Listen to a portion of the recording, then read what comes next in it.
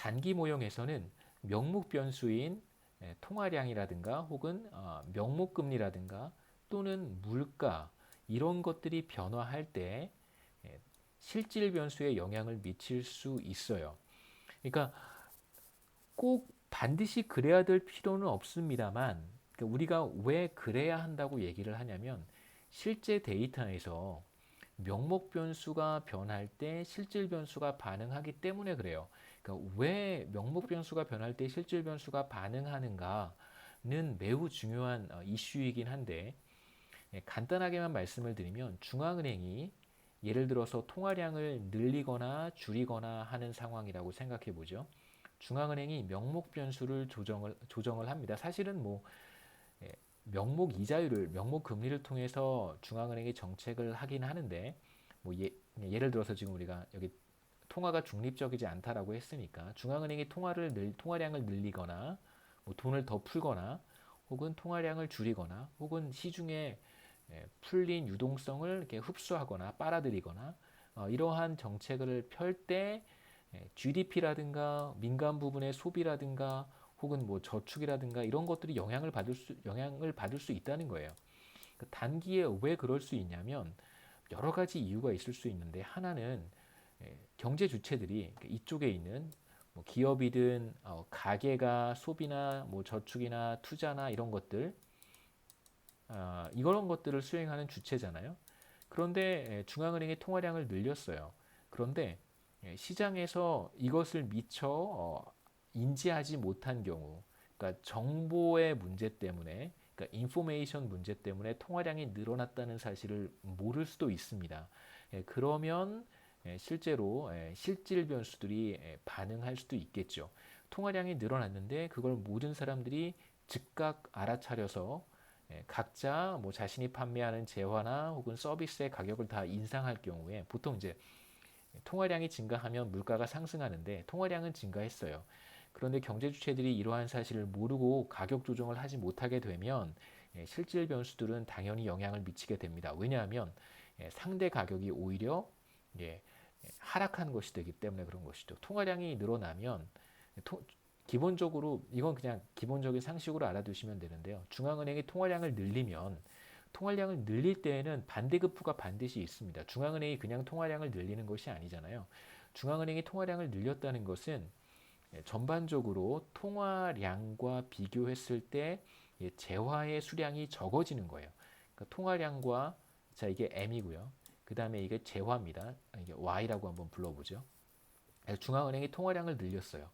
충화량을 이렇게 늘리면 그러면 상대적으로 재화의 양이 줄어드는 거잖아요. 통화와 비교했을 때 재화의 규모가 줄어들기 때문에 이런 경우에는 재화의 가격이 상승해야 됩니다. 그게 당연한 거죠. 재화의 가격이 상승해야 돼요. 그런데 만일 뭐 기업이라든가 가게가 미처 통화량이 늘어난 것을 인지를 하지 못한 경우에 가격 조정을 안 할 거예요. 왜냐하면 통화량이 늘어난 걸 알았더라면 재화가 상대적으로 재화의 가격을 상대적으로 이렇게 올려줘야 맞습니다. 그런데 그렇게 하지 못했기 때문에 재화의 가격이 상대적으로 싸졌다고 생각을 하면 사람들이 소비를 늘리거나 혹은 뭐 다른 의사결정들을 할 수 있겠죠.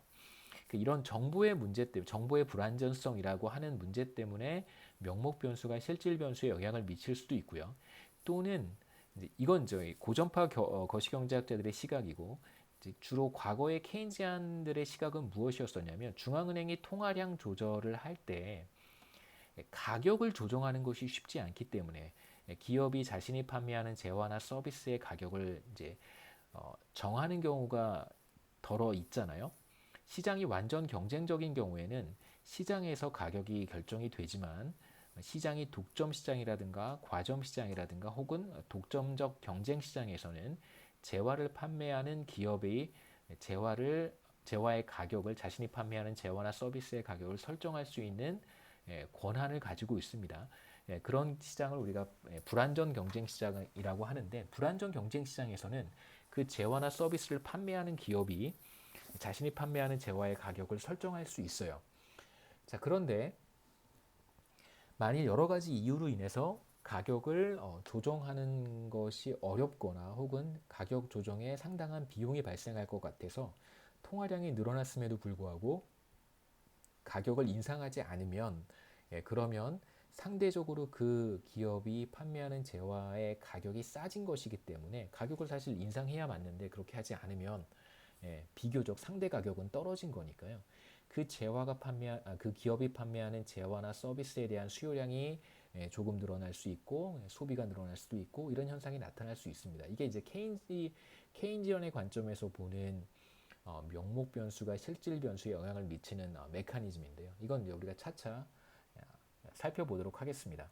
그래서 통화량이라고 하는 것이 이러한 메커니즘, 정보의 불안전성이든 혹은 가격 설정의 어려움 때문에 나타나는 가격 경직성 이런 것 때문이든 간에 통화량의 변화가 실질 변수, GDP나 소비라든가 뭐 투자 이런 것에 영향을 미칠 수 있다면 그러면 통화는 중립적이지 않다라고 얘기를 합니다.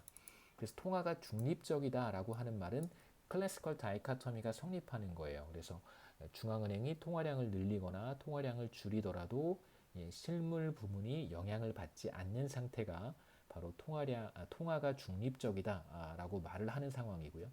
반대로 통화가 중립적이지 않다라고 한다면 명목 변수들이 주로 통화량이겠죠. 실질 부문에 영향을 미치는 그런 상황이라고 할 수 있습니다. 두 번째, 재정 정책도 완전히 구축되지 않는다. 그 재정 정책이 구축된다라고 하는 건 무슨 뜻이냐면요. 정부가 재정 정책을 시행하고 싶습니다. 지금 재난소득 지원 같은 것이 대표적인 정부의 경제 침체기에 정부가 수행하는 재정 정책이라고 할 수 있는데 재정 정책이 구축된다고 하는 것은 무슨 뜻이냐면요.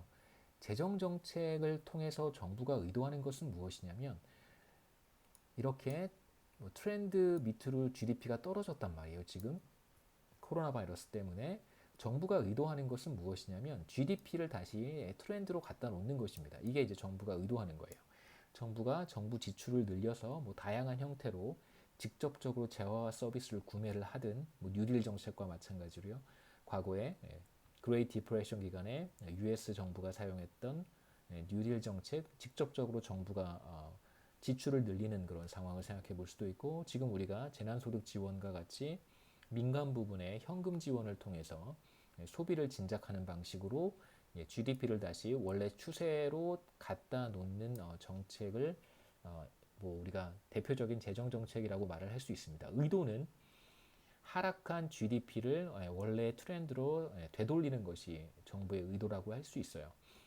자, 이제 이런 과정에서 상당히 큰 규모가 큰 재정을 집행을 해야 됩니다. 앞서 우리가 제가 이제 이전 장에서 간단하게 설명을 드렸는데 정부가 재원을 마련하기 위해서는 지금과 같은 상황에서는 세금을 더 거둘 수는 없습니다. 증세를 통해서 재원 조달은 사실 말도 안 되는 거죠. 왜냐하면 경기 부양이 목적인데 세금을 인상을 하게 되면 조세 부담으로 인해서 가계는 자신이 소비할 수 있는 처분 가능 소득이 줄어들고요. 기업 입장에서는 뭐 투자라든가 다른 데 활용할 수 있는 기업의 어떤 사내 유보든 혹은 기업의 이윤이든 이런 것들이 이제 세금으로 다시 나가게 되면 투자도 위축이 되고 가계의 소비도 다시 위축이 되어서 증세를 통한 재원 조달은 사실 넌센스고요. 정부가 수행할 수 있는 대표적인 두 가지 방법 중에 이제 하나가 국채 발행이라고 했습니다. 그러니까 채권 시장에 나가서 정부가 국채를 발행을 해서 재원을 조달하는 건데 대규모의 국채가 국채 시장에 이렇게 쏟아져 나오면 국채 가격이 자 이렇게 국채 시장의 수요와 공급에 의해서 뭐 형성된다고 한번 해보죠. 국채 시장에서의 공급은 우리가 수요 그다음에 공급은 그냥 네, 여러분들이 또 공급선을 제가 이렇게 그려놓으면 또 왜 이렇게 그렸냐고 궁금해하실 것 같아서 자 그럼 그림을 일단 그리지 않고 말로 설명해 보겠습니다. 국채 시장에서 수요와 공급에 의해 이제 국채 가격이 결정된다고 생각해 보죠.